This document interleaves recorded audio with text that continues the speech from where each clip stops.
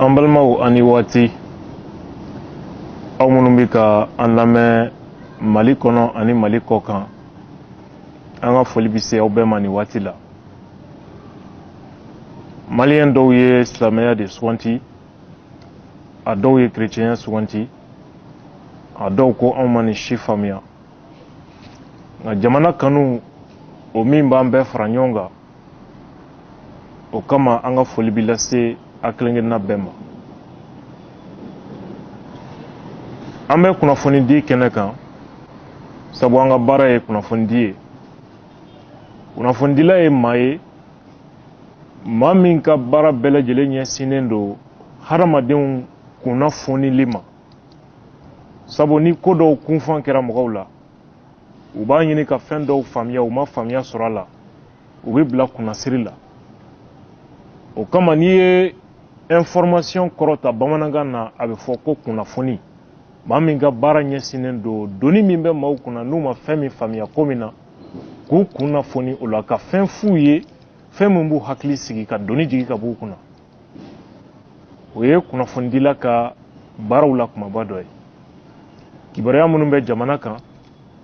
a kɛra kalanko ye, a kɛra kɛnɛyako ye, a kɛra politiki ye, a kɛra diinɛko ye, ani kibaruya minnu bɛ diɲɛ kɔnɔ. O hukumu kɔnɔna la, a bɛ waati damadɔ bɔ an ka jamana labɔn bɛ ni kibaruya dɔw ye. A bɛɛ bɛ tali kɛ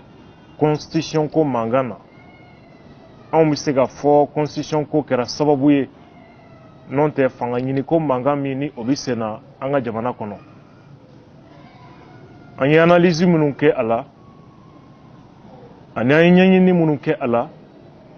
o kɔfɛ an bɛ ka o jaabiw de tila an ni maliyɛnw cɛ. A baara daminɛ ni bi cɛ, maliyɛn caman ye an wele k'a fɔ ni nin tɛ olu yɛrɛ tun ma foyi faamuya constitution ko kibaruya la. Maliyɛn dɔw ko an ma tiɲɛ yɛrɛ la olu u tun ni dusu wulila parce que u tun ma sɛbɛn yɛrɛ ɲini k'a ye, kuma tɛ k'a kalan. U dan bɛ mɔgɔ min na u y'olu ka kumakan mɛn, olu girinna ka bɔ ten ka fɛn caman fɔ. Bi bi in na seginko yɛrɛ kɛn bɛ gɛlɛya u ma parce que u ye tiɲɛ ye bi,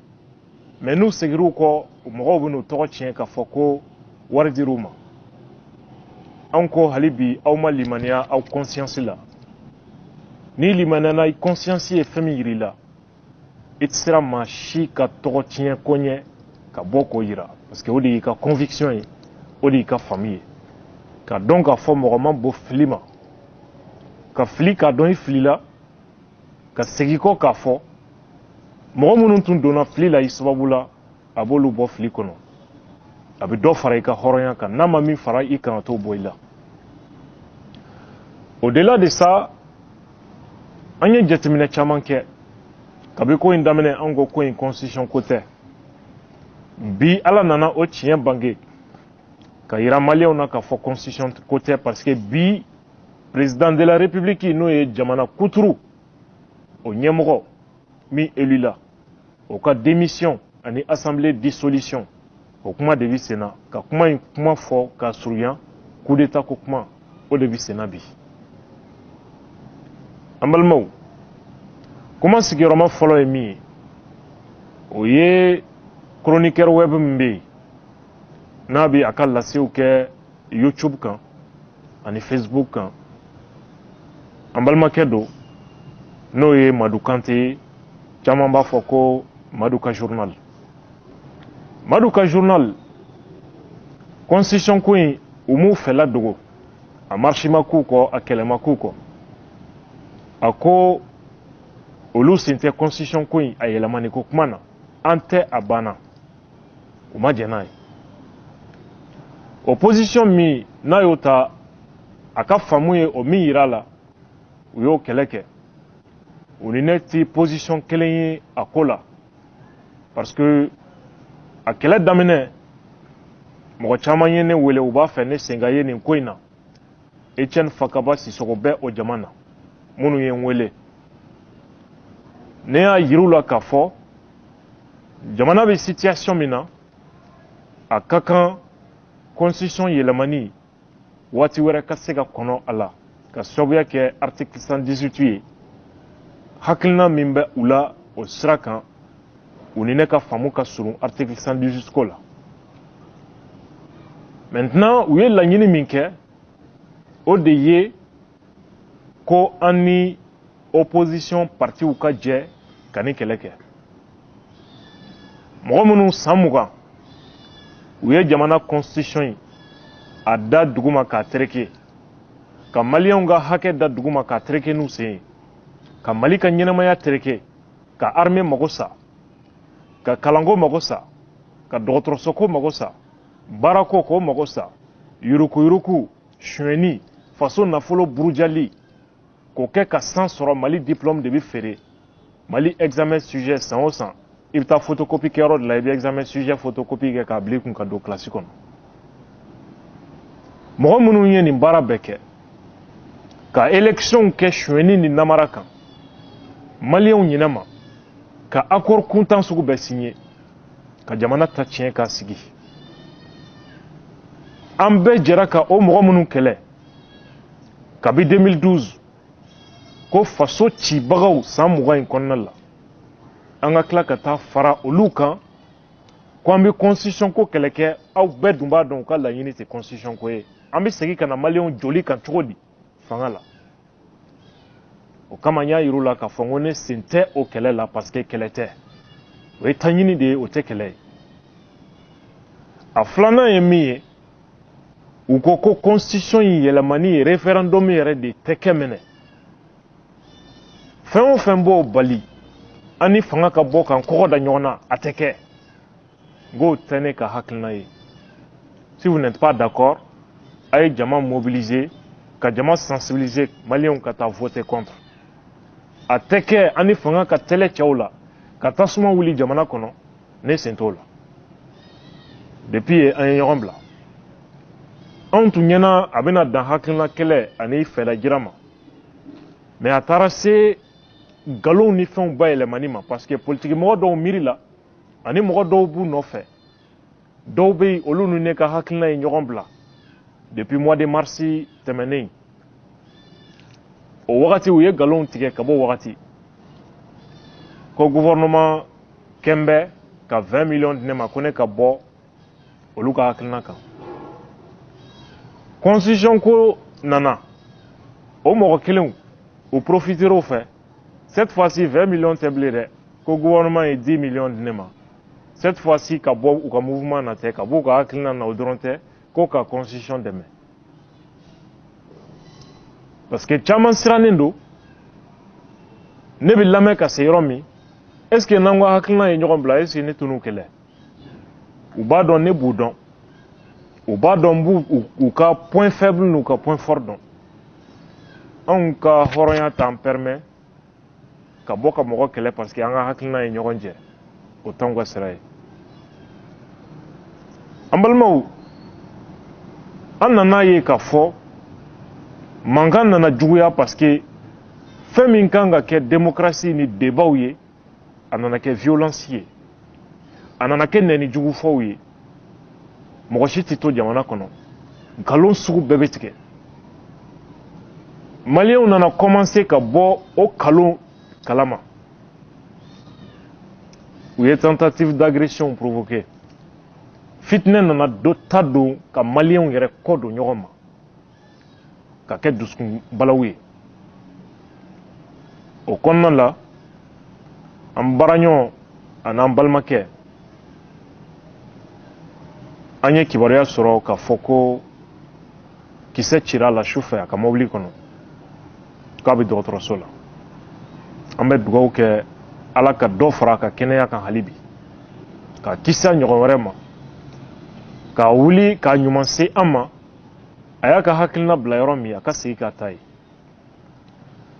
kabi ko in y'a sɔrɔ jamana ministre de la sécurité ani communication u bolila ka se hôpital du Mali la kisɛ cira maa min na maliyɛn don faso in den dɔ don ka taa bɔ a ye u bɛ se ka dɛmɛ min kɛ a ye k'o dɛmɛ kɛ a ye parce que maliyɛn don a tɛ ko se de t'a somɔgɔw ye wali se t'a yɛrɛ ye k'a yɛrɛ furakɛ ŋaniya jira don o kɔfɛ o dugujɛ an ye maliyɛnw jigi karibagaw an y'u ye dɔgɔtɔrɔso la cɛbilen Dramé mars 91 minnu ye maliyɛndenw labɔ ka t'u di jolibɔn ma fanga kama o fana taara Sumela Sise min ani hinɛ ma deli ka ɲɔgɔn ye kuma tɛ ka mɔgɔ hinɛ minɛ a fana ye gilekibajɛ don joli b'a ɲi kɔrɔ ka taa hôpital du Mali la k'a bɛ taa bɔ maa ye u ka quartier la cɛbilen ani Sumela u sigiɲɔgɔnw bɛ fatu hali u tɛ t'u sen jɔ o kɛnɛ kan u sigiɲɔgɔnw bɛ bana ka da hali u tɛ t'u sen jɔ o kɛnɛ kan u wulila ka taa hôpital du Mali la u taakun ye mun ye u bɛ se ka nin ko fana kɛ joli jagokun ye cogo min ka tasuma wuli jamana kɔnɔ Madu a n'a somɔgɔw u ye ko in faamuya u ko maa o maa taara olu lajɛ ale lajɛ dɔgɔtɔrɔso la a y'a bɛɛ ŋaniya dɔn réunion minnu bɛ ka kɛ a ka dabila a b'a dɔn a laban ye fitinɛ de mɔgɔ minnu bɛ fɛ ka nin ko kɛ jagokun ye k'ale ka gɛlɛya ta k'u b'o kɛ jagokun ye ka tasuma wuli jamana kɔnɔ ale mago t'u la o y'a sɔrɔ dɔw yɛrɛ y'a jateminɛ ka k'an ka fɔ ko gouvernement nɔ don u ye lajɛw kɛ ka fara ɲɔgɔnw kɛ ka enquête demander o y'a sɔrɔ gouvernement ye enquête dayɛlɛ ko Madu ko kibaru k'u bɛna bɔ sisan k'o kɛ u bɔkun ye parce que u ye fɛn o fɛn fɔ Gorjigeni ko Kaya Makandɛ président bɛna kɛ tan maliyɛnw tigɛra nin kuma bɛɛ la u ko sisan ko Madu ko hey maa si kana ne ka gɛlɛya ta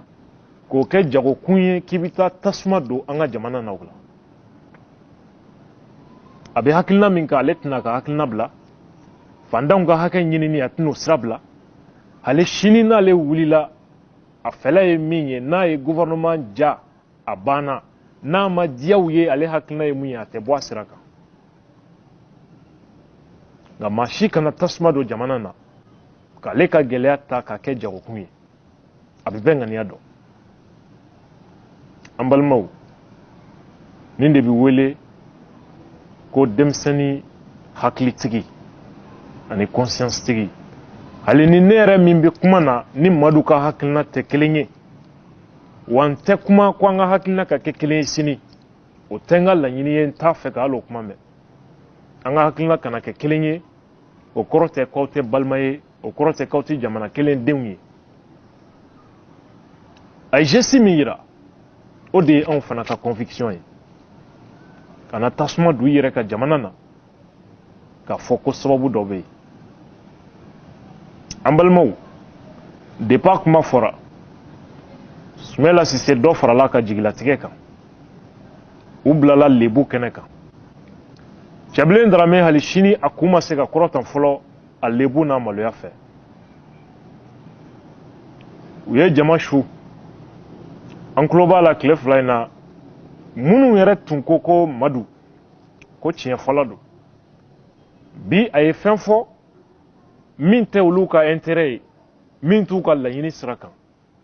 u ye mɔgɔw bila ka fɔ ko wari dira o fana ma ko o ye tiɲɛ bila ko o changera dɔgɔyalimaw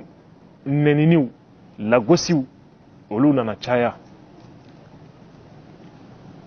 an balimaw mɔgɔ minnu ko liberté d'expression et liberté d'opinion ko fanga kɛmɛ k'o menacer o mɔgɔ kelenw fɛn tɛ se ka fɔ jamana kɔnɔ min n'olu fɛla tɛ kelen ye fanga yɛrɛ ma violence min kɛ olu bɛ k'o violence de kɛ mɔgɔw la n'olu yɛlɛla fanga la don min nin y'a ye se t'olu ye n'olu yɛlɛla fanga la don min ma d'a la ni a bɛ ko maa la bilen k'i ka fɔ n keku an da bɛ don bara kɔnɔ nin bɛɛ ye comportement ye pour que k'a yira u la ninnu tɛ démocratie dɔn min don u tɛ liberté d'opinion dɔn u tɛ liberté d'expression dɔn aw yɛrɛ bɛ ka fanga jalaki ko min na ma hakilila tɛ se ka fɔ n'aw ma banɛni fitinɛ balawu agression ta k'o tigi sɛgɛrɛ jamana in ye an bɛɛ de ta ye an bɛɛ dama ka kan jamana in na sisan hali tile damadɔ ma tɛmɛ u ye Madu tanu tiɲɛtigi don nka mɔgɔ kana na ne ka gɛlɛya ta k'a kɛ jagokun ye ne ni gouvernement tɛ hakilina kelen ye mɔgɔ kana bisigi jugu dɔw la k'u nɔ ye ne ka ko in ye bi ma ne bila n ka nin baara la n'a sɔrɔ gouvernement b'a fɛ ka fɛn kɛ n na ɲankuma o y'a kɛ n na n bɛ dɔgɔtɔrɔso in na gouvernement de hakili bɛ n na olu de bɛ ka n entretenu gouvernement ka polisiw ni sɔrɔsiw de bɛ yan ka ne sécuriser n tɛ fɛ mɔgɔ ka fitinɛ wuli n ka jamana kɔnɔ ni nin sababu ye fantanw ka hakɛ hali sini n b'a ɲini gouvernement hali sini ani ne bɛ ɲɔgɔn na n tɛ bɔ n kumakan kan an balimaw ni nin kuma kɛra sababu ye ka dɔw ka biɲɛ turu la ka wuli o kuma fɔbaga nɔfɛ ko wari dir'o ma o mɔgɔ sugu ŋaniya ye jumɛn ye u t'a fɛ jamana de ka basigi wa u b'a fɛ fitinɛ de ka wuli wa ne kɔni ma kuma ye Madu ka intervention na min bɛ mɔgɔ bila k'a fɔ k'i bɛ wuli balawu la ko wari dir'o fana ma an y'a fɔ aw ye cogo min constitution ko daminɛ ne ni n ka mɔgɔw an ko anw tɛ position ta d'abord constitution ko daminɛ na u fɔlɔla ka constitution version min cari ni ne y'o sɔrɔ kan to Tunisie n y'a fɔ dɔ ka a télécharger ka envoyer n kunna WhatsApp fɛ o tigi y'a télécharger ka envoyer ma ni ne y'o kalan n nana Mali la n nana ye k'a fɔ ja o ye version kolon ye version wɛrɛ bɛ yen n y'o fana ɲini k'o sɔrɔ o version kolon min yɛrɛ kɛra jɔn de ka baara tun ye o version kolon ye ka yɛrɛ kɛ parce que mɔgɔ caman fɔlɔla k'o kalan ka dusu kɔfɛ hali sini a dɔw maloya fɛ u ma se k'a jira ko vraiment ko tun filila hali sini a dɔw ma se k'a jira min publiera journal officiel la n'o ye version ɲuman ye mɔgɔw plus mɔgɔw bɛ k'a sɔrɔ k'a kalan plus mɔgɔw fari bɛ ka faga parce que u nana ye k'a fɔ jama tun intoxiquera kumaw caman sogolola nkalon kumaw ni mɔgɔw dusu tiɲɛ kumaw la min si tɛ tiɲɛ kuma ye à partir de là u nana ye k'a fɔ jama tun b'olu bolo parce que mɔgɔw dusu tun funtenna bi bi in na jama bɛ ka majigi ka segin u kɔ donc pour que o lebu kana juguya u kan cɛ o cɛ mana a faamuya k'u bɛ fɛ ka fitinɛ de wuli n'i ko a ye sabali fitinɛ kana wuli jamana kɔnɔ u b'a fɔ a ye kɔ a ka nin tɔgɔ tiɲɛ joona sani bɔ ka kɛ an ka kow kalama u y'o ta k'o ɲɛsin ne ma u y'o ta k'o ɲɛsin bi bi in na Madu ka journal ma anw ko an dara min na an ye fɛn min tiɲɛ ɲini k'a ye k'a sɔrɔ fɛn min b'an sɛgɛn kow la o ye saya de ye an bɛ tout droit mɔgɔ t'an papa mɔgɔ t'an jawuli an y'o de fɔ on ne perturbe pas un homme véridique surtout si cet homme s'appelle Abdoul Niang o y'anw ka conviction ye o y'anw ka laɲini ye an balimaw an ye Madu yɛrɛ jɛɲɔgɔn dɔw ka kuma mɛn a ye kuma fɔlɔ min fɔ olu girinna ka bɔ ko non ko choc psychologique ko a n'a hakili de tɛ ɲɔgɔn fɛ o kɔfɛ Madu yɛrɛ ni a somɔgɔw sigira ka kuma maa kana tasuma don jamana in na k'an ka gɛlɛya ta k'a kɛ jagokun ye depuis o kɛra o y'a tɔgɔ tiɲɛni daminɛ an balimaw an bɛ Madu fo a ka hakili ɲumantigiya la nin yɔrɔ la hali n'anw tɛ hakilina kelen ye an y'o de fɔ an balimaw nin bɛɛ bɛ mun jira k'a fɔ jamana in dɔw n'an bɛ don ni constitution ko jukɔrɔ u bɛ min ɲinina ni a dir'u ma don o don an bɛɛ lajɛlen bɛ nimisa la u tɛ jamana in fɛ kuma t'a denw ma o politiki maa jugu Sumala Sise ni Cɛbilen Dramé minnu ye jamana sigi a sen sabara kɔnɔ san 20 minnu ye maliyɛnw joli bɔ mars 91 minnu ye jamana nafolo détourné ka di u n'u ka famille ma u ka parti jeunesse a denmisɛnjɛkulu olu de ɲaamin bɛ mɔgɔw senkɔrɔ u bɛ galon da jeune leaderw la u bɛ galon da diinɛ ɲɛmɔgɔw la u bɛ nɛni ni jama dusu bɔ ka taga ten mais u bɛ jama min dusu bɔ olu t'a dɔn ko partiw ka jeunes de don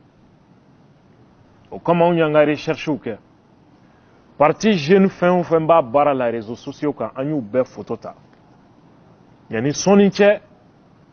an bɛna u kelen kelenna bɛɛ photo publier u bɛ parti min na u bɛ ka fɛn min fɔ pour que maliyɛnw k'a dɔn suruku minnu don b'u ni ɲɔgɔn cɛ n'olu bɛ nkalon ni fitinɛ kumaw k'u dusu tiɲɛ ani k'o bila maa ɲɛnɛmaw nɛni ni nkalon tigɛli la ka daw la yanni sɔɔni ko ye o ye an balimaw an ko constitution ko tɛ dɔw tun miiri la k'a fɔ ko ayi ko an fililen don nka bi bi in na u y'an wele ko karisa i bɛ yafa an ma ala kama n ye message hakɛ min sɔrɔ messenger kan Facebook kan Telegram kan WhatsApp kan n t'a hakɛ dɔn minnu b'a la ka fɔ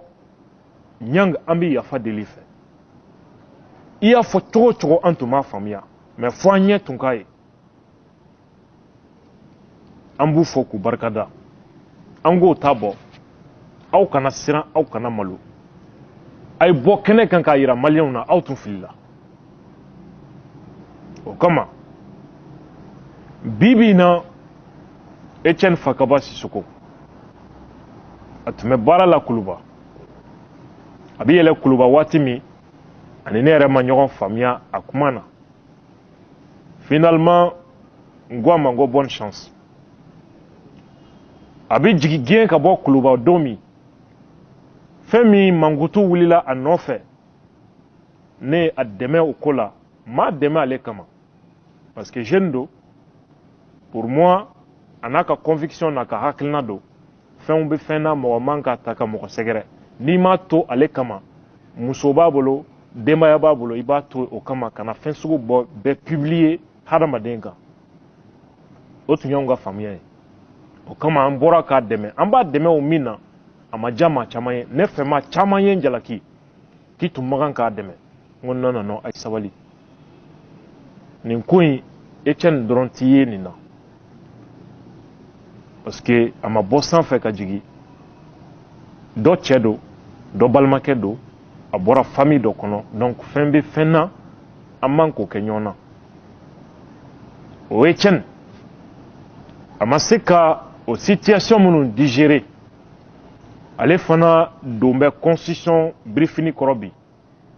fanga bɛ dafiri sira o sira fɛ ale kelen dusukun lafiyali kama o kɛn b'ale taama sira ye diinɛ ɲɛmɔgɔ tɛ to bilen jamana maasɛbɛ tɛ to bilen n y'a yira aw la mɔgɔ minnu ye jama su k'u ka ne agressé Etienne Fakaba Sisoko ani Cɛbilen Darame ka baara don o kɔsa in na a ye publication min kɛ Facebook kan n'a ni Cɛbilen jɛn bɛ o hakilina na n'a ni Sumahila jɛn bɛ o hakilina la kabi bi tɛ je répète kabi bi tɛ a ko constitution ko tɛ bilen dɛ bi bi in na solution min bɛ ko in na ko président IBK ka démissionner ko assemblée ka ci n'o ye ka assemblée dissous o kuma kɔrɔ ye di coup d'état ka kɛ ka institution bouleverser n'o kɛra constitution bi gulon u b'a la k'olu ye constitution min dɛmɛbagaw ye u bɛna sigi ni fanga kura ye Mali ta tiɲɛbagaw san 20 in kɔnɔ n'o ye FDR ye Sumahila ni Cɛbilenw u ka segin ka na fanga la mɔgɔ minnu k'olu ye démocratie ni loi ani constitution dɛmɛbagaw ye o constitution min n'u ko k'u jarabin bɛ o la 92 constitution o de ko le coup d'état est un crime imprescriptible ni mɔgɔ taara o publier Facebook kan u ka hakilina ye min ye bi ko ka IBK ka fanga ɲɔngiri a bɔra kulonkɛ la bi a dɔnna ninnu ŋaniya ye fɛn min ye anw tun ye nin fɔ au départ n ko constitution ko tɛ dɔw y'an sɔsɔ bi a bɛɛ y'a kun suli parce que ne ma nin publier mɔgɔ wɛrɛ ma nin publier u yɛrɛ de ye nin publier u ka page Facebook kan sɔsɔli t'a kuma na an balimaw ninnu ko maa min kɛra Kaya Maga ye ko dictateur don n'o ye président IBK ye hakili la hali démocratie jamanaw Faransi min bɛ yen bi ko démocratie jamana don n'i y'a bɔ i da ko ka fanga d'Afrique ka assemblée ci e b'a dɔn k'a fɔ ko sariya bɛ jamana kɔnɔ président IBK ma fɛn fɔ a ye fanga ma fɛn f'u ye u ma minɛ ka datugu fɛn ma k'u la jamanaw kɔnɔ n'i ye nin fɔ fanga ma i bɛ faga de jamana dɔw kɔnɔ n'i ye nin fɔ i bɛ taa kaso a dɔgɔmani ye n'i taara kaso la jamana basigili kama fanga ye u to yen u ka continuer a fɛ u y'a hakilina don jeune dɔw la o jeune damadɔ minnu bɛ yen hali bi n'olu ma faamu an bɛ dugawu kɛ yanni sɔɔni don u hakili bɛ segin u ma u bɛ n'u yɛrɛ sɔrɔ k'a dɔn ninnu bɛ baara min na u ŋaniya ye min ye an balimaw anw ko jamana in a basigili jɔn de ka tɔɔrɔ b'a la jamana in lafiyali jɔn de ka tɔɔrɔ b'a la an bɛ kɔrɔnfɛ ko kɛlɛ ko kuma na jamana fankelen u yɛrɛ ka fɔ la k'o tɛ jamana ka mara kɔnɔ o waati de choisi bɛ dɔw bolo olu kelen ka laɲini kama ka tasuma don Bamakɔ la ka fitinɛ wuli tout le temps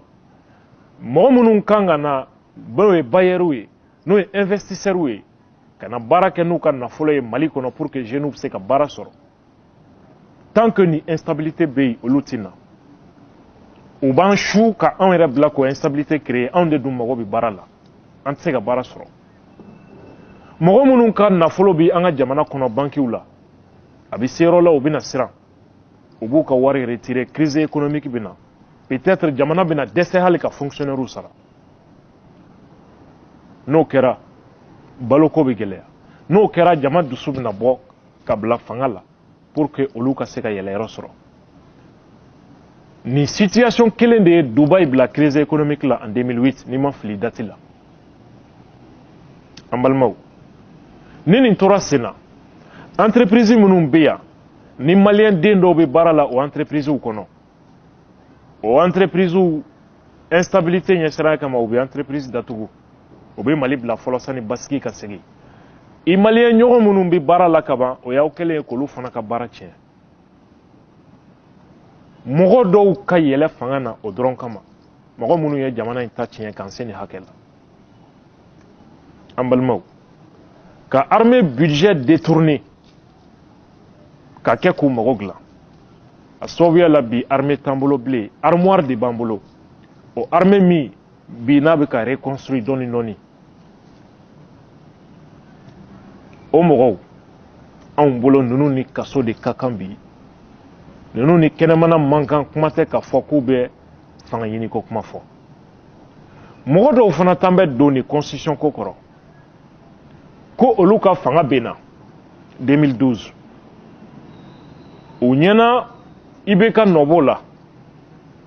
olu kalenkan ye f'u k'u ta sara nin bɛ constitution kɔnɔ nin t'a kɔnɔ olu mago t'o la constitution kɔni kɛn bɛ prétexte de y'u bolo ko f'u k'u ta sara marche kɛyɔrɔ la u tun b'o kuma de la donc jamana ka ta tiɲɛ k'an jigi dingɛ kɔnɔ